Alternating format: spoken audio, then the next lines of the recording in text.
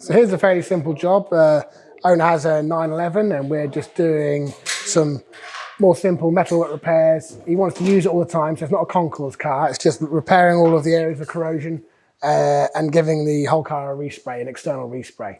But if you can look here, rather than us replacing this entire section or buying a panel, Ed, our master craftsman, has actually made this section, swaged all these pieces in, even though it's hidden. You'll never see this component, but it's butt welded in and it's all made properly, so it looks absolutely pucker if you went inside the arch. Now, obviously, we need to finish off spot blasting all this area, removing all the rest of this corrosion before we do anything else. But this was an obvious major repair that needed to be carried out. Another rather challenging repair on this car, especially as it's not being fully stripped down, is the fact that within this wing, there's a panel that was badly corroded and needed replacing.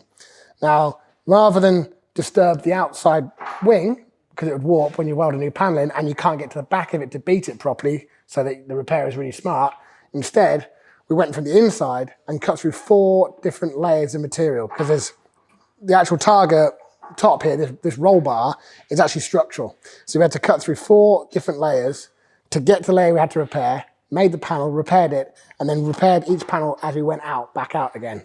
But you won't even know.